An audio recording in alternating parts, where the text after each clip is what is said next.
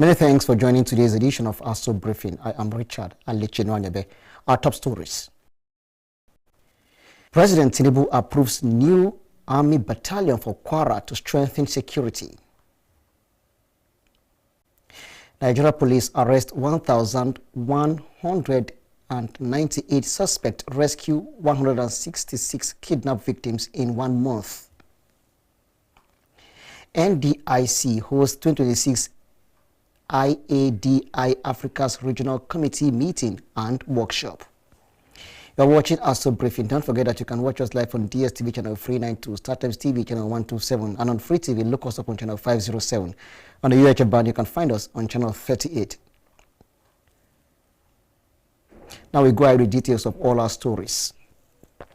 President Bola Tinubu has approved the establishment of a new battalion in Kwara State as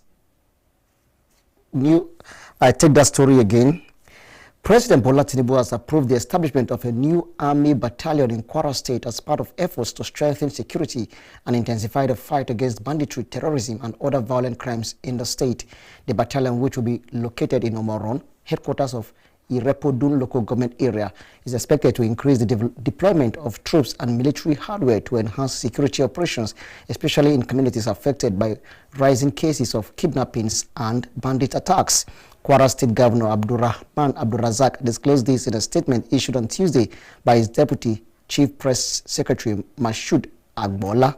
He said the approval was another demonstration of the federal government's commitment to addressing security challenges in the state.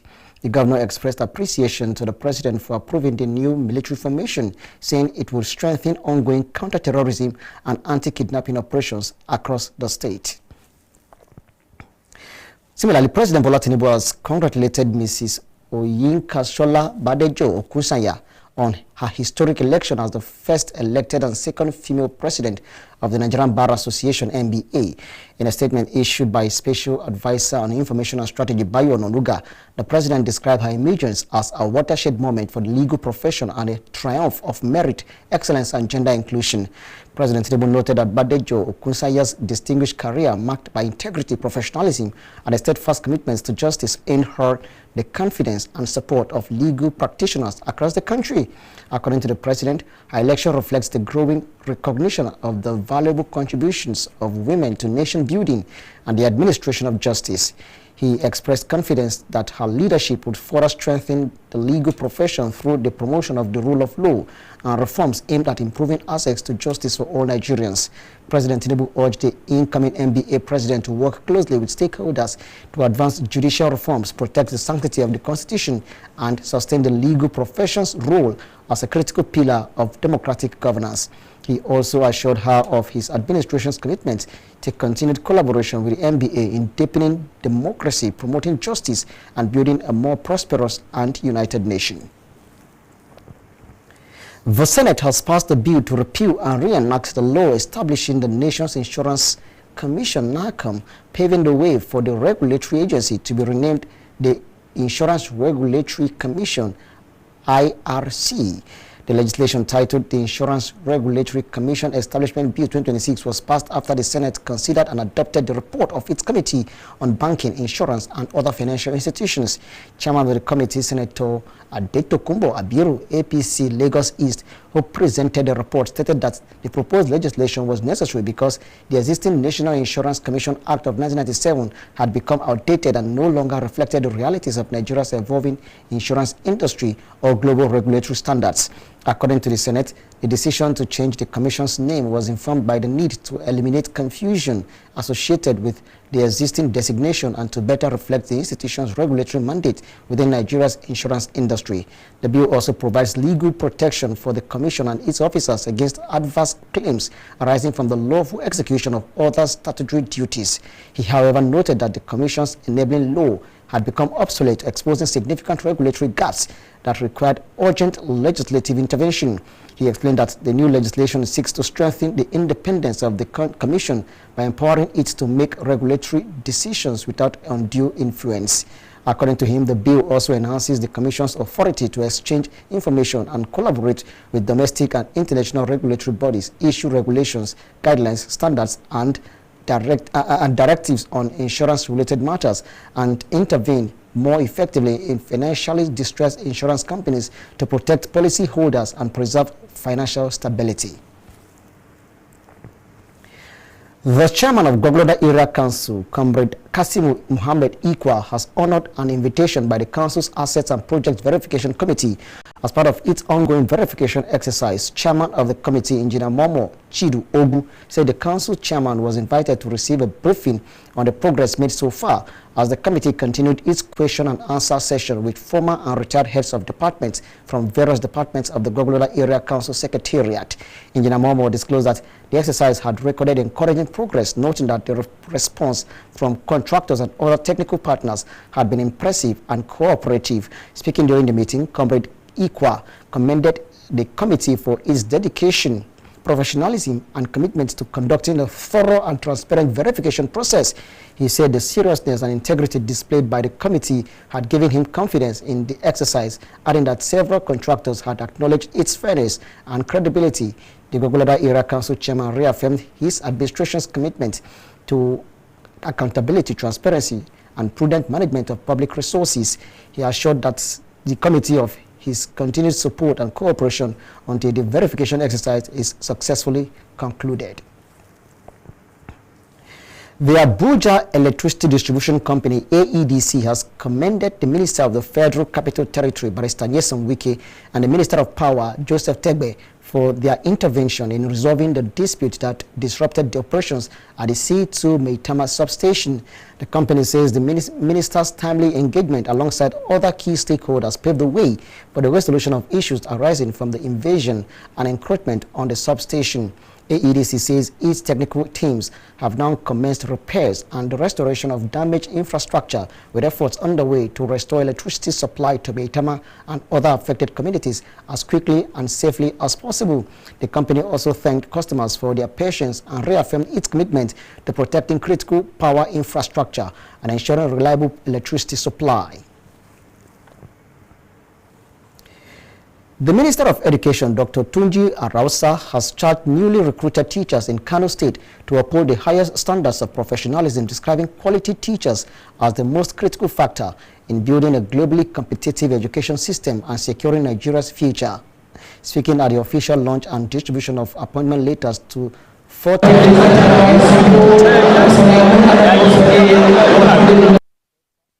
service delivery for all cohort 5 V facilitators in Kano, the minister commended Governor Abba Yusuf for making education a top government priority through sustained investment in teachers, schools, infrastructure, and learning outcomes. Addressing the beneficiaries and thousands of stakeholders at the event, Dr. Alausa said teachers remain the most important professionals in any society because they shape future generations and determine the quality of national development. Also, giving appointment letters.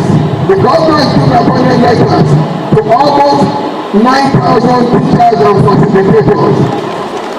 Total of 16,000 teachers in 2 years. Thank you, Your Excellency.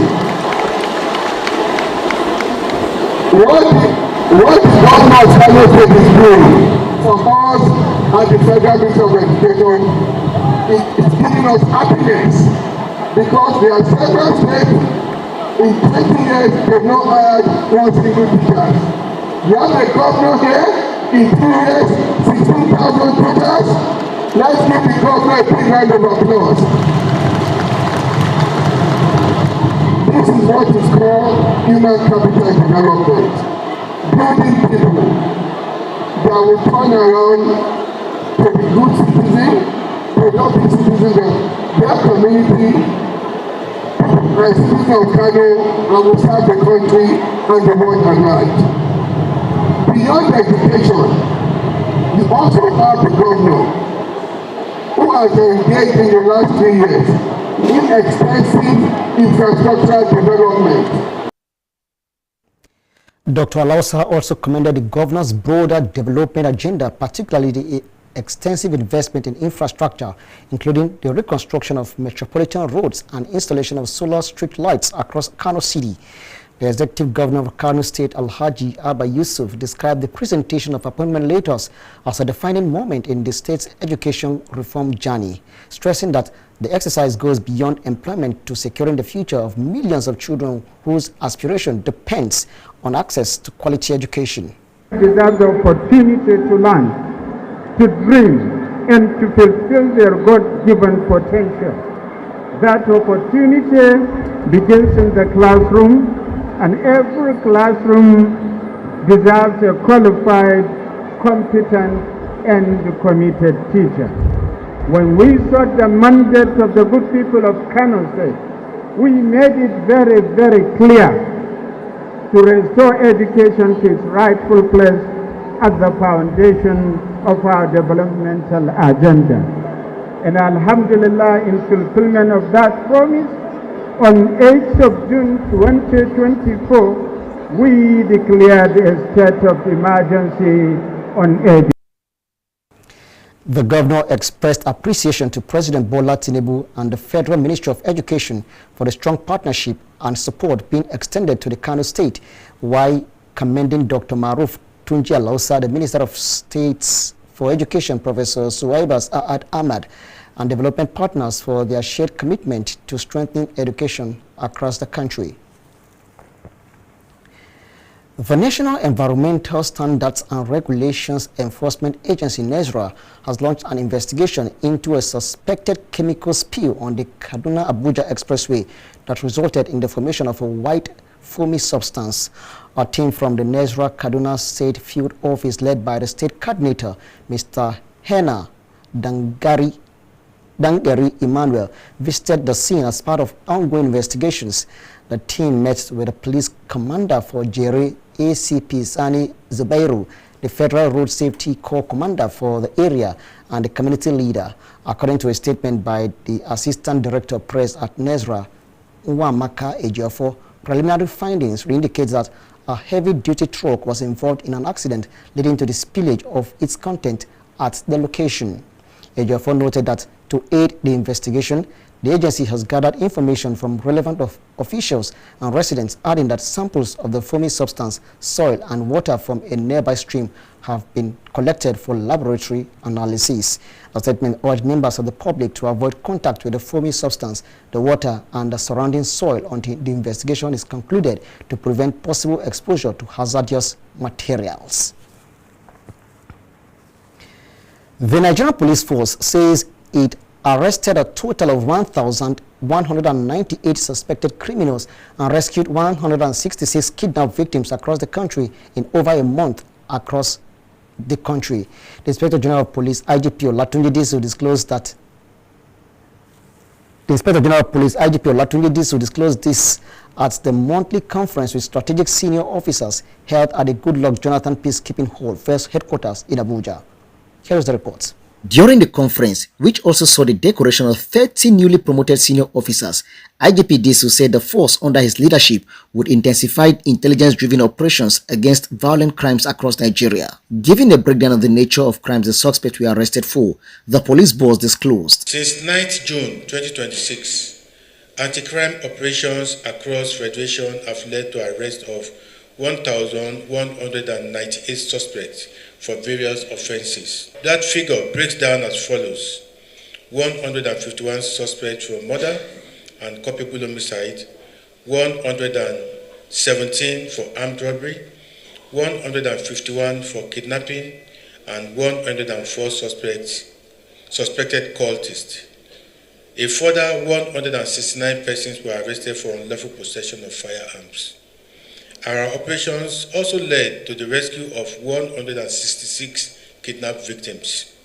We recovered 166 various firearms and 1,475 rounds of ammunition of various calibers, along with 47 stolen vehicles. IGP Disu, while highlighting operational successes recently recorded, commended security agencies for the successful rescue of abducted students and teachers in Oyo State, describing the operation as a strong example of effective collaboration among the Nigerian Police Force, the armed forces, intelligence agencies, and members of the public. Despite the success, The police boss cautioned against complacency, emphasizing that every operational achievement should motivate security personnel to strengthen their efforts rather than become complacent. But a win like this should sharpen our resolve and not soften it. We cannot let success like Oyo breed complacency. Every achievement should push us to improve further, not to relax. For the newly decorated senior officers, comprising 13 Assistant Inspectors General of Police (AIGs) and 17 Commissioners of Police (CPs), IGP Disu has this charge for them. I expect you to lead with uncompromising integrity, with no tolerance for misconduct, abuse of office, or corruption. But I also expect you to lead with humanity in mind. The officers under your command are watching not just what you demand of them, but what you protect them from, what you fight for on their behalf. And whether you see them as people, not just personnel. To our newly decorated Assistant Inspector General of Police and Commissioners of Police, wear your ranks with humility, but also with pride. You earned it. Somewhere tonight, a young officer joining this force is hoping to become what you already are. Lead in a way worthy of that hope. Richard Alichinwanyebe, Aso Television News. Now, when Aso Briefing returns, we have more stories. Don't go away. We'll be right back. In Biggie's house, there is no place to hide. And even when you think no one is watching, the energy can swing in an instant. This BB Naija Season 11, everything burns brighter. Only the biggest moves tip the scale, because nothing is given, but everything is for the taking. When the world watches, will you be outshined, or will you step up and take the spotlight? Big Brother Naija Season 11 starts Sunday, July 26th, showing 24/7 on DSTV Channel 198 and GoTV Channel 49. Headline sponsor, Bet Power.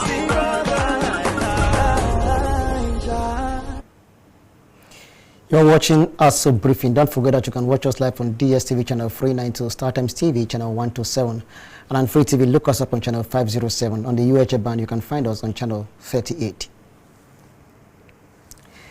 The National Youth Service Corps, NYSC, has restated its commitment to lead youth economic transformation within the African continent. The Director General of the NYSC, Brigadier General Olakunle Nafiu, stated this in his keynote address at an interactive session between the NYSC top management and the stakeholders at the Nigerian Army Resource Center, Abuja. General Nafiu disclosed that NYSC has been in the forefront of empowering young Nigerian graduates with entrepreneurship knowledge and skills in diverse vocations since the inception of its skills acquisition and entrepreneurship development program in 2012, which is in line with the reforms being proposed by the federal government of Nigeria. He reiterated that the scheme is doubling its efforts to expand the scope of the training to keep pace not only with the government reforms but with global trends in youth empowerment.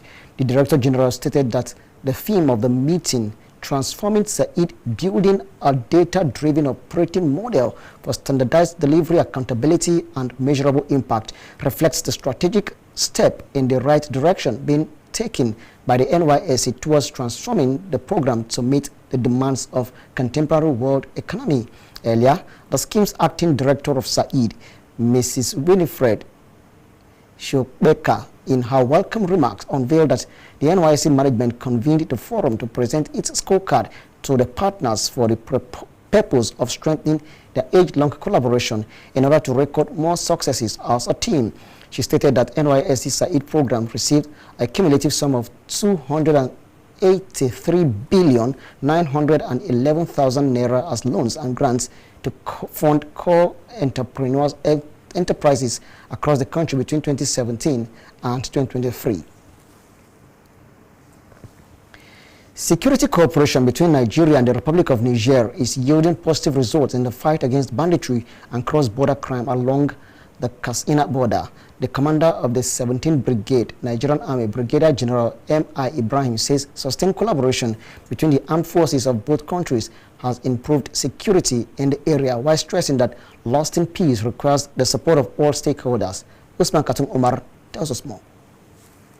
The commander of the 17th Brigade, Nigerian Army, Katsina, Brigadier General M.I. Ibrahim, says enhanced cooperation between Nigerian troops and their counterparts in the Republic of Niger has significantly improved security along the shared border, disrupting the activities of bandits and other criminal elements operating across the frontier. Brigadier General Ibrahim, who spoke while receiving a delegation of defense correspondents at the brigade headquarters in Katsina, said the gains recorded through joint border security efforts demonstrates the importance of collaboration in tackling transnational threats. He, however, stressed that military operations alone cannot end insecurity. Yes, we know the issues with Niger Republic and the political issues. Tactical level here, it doesn't affect us in any way because we cooperate with our colleagues at the other end. We share information. The brigade commander explains that defeating banditry requires a whole of government and whole of society approach involving security agencies, intelligence organizations, government institutions, and local communities. He added that improved coordination will enable displaced persons to return home, resume farming, and other economic activities. He also reaffirmed the brigade's commitment to sustaining pressure on criminal groups in Katsina State, including those responsible for the abduction of retired Major General Abubakar Rabi. The army does not start any form of insecurity. Maybe they need to know that we are also stakeholders in this fight. We're also stakeholders in this fight against insecurity. They must also know that to tackle this insurgency and other insecurity bedeviling the country, we must adopt the whole of nation and whole of society approach. This is very key. According to him, troops have continued to record operational successes and will work closely with security agencies, local communities, and authorities in neighboring Niger Republic to restore lasting peace across the border region. Usman Katun Umar, Aso Television News. Students, teachers, parents, and guests gathered for the annual graduation and prize-giving ceremony of the Moralitude Academy held in Abuja with a colorful and inspiring atmosphere. The event was centered on the theme, celebrating success with cultural agility, highlighting the importance of academic excellence alongside respect for cultural diversity in an increasingly interconnected world. Adeyemi Pelumi tells us more. The ceremony featured the graduation of students who successfully completed their academic programs, as well as the presentation of awards to outstanding students who excelled in academics, leadership, sports, and character development.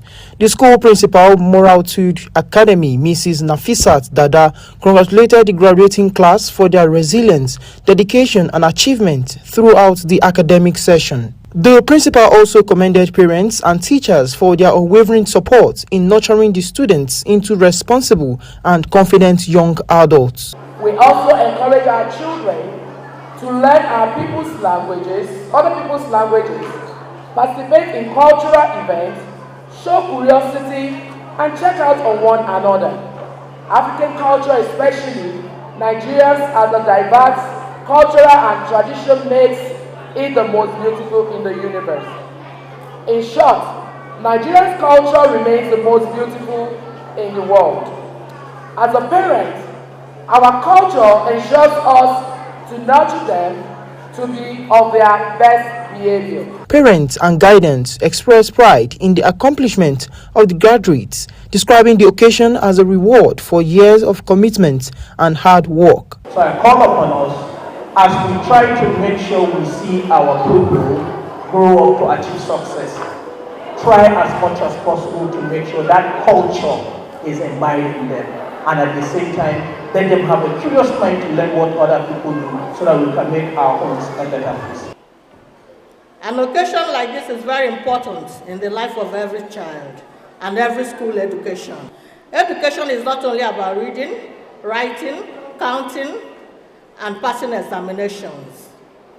True education also involves character, confidence, good manners, discipline, communication skills, and a proper understanding. The celebration showcased rich cultural performances with students dressed in traditional attires representing Nigeria's diverse ethnic groups. Through music, dance, drama, and poetry, the graduation and prize-giving ceremony ended with a vote of thanks, group photographs, and celebrations among students, parents, and well-wishers, marking the beginning of a new chapter in the lives of the graduating class. Lumi Adeyemi, Aso Television News.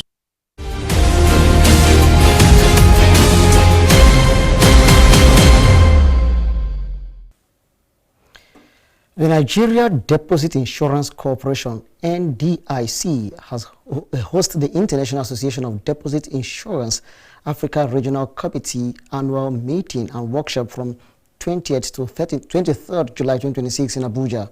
A statement issued by the Head Communications and Public Affairs Department of the NDIC, Hawa Gambo, disclosed that deliberations at the workshop will focus on building and sustaining depositors' confidence, enhancing effective communication, improving coordination among financial safety net participants, and equipping deposit insurance with practical tools for crisis management and resolution, with the theme Safeguarding Stability, Public Awareness, and Crisis Readiness for a Stronger Future. The 4-day high-level regional meeting and workshop will feature chief executives, directors, and senior officials of deposit insurance institutions, financial regulators, and other stakeholders within the financial safety net across Africa and beyond.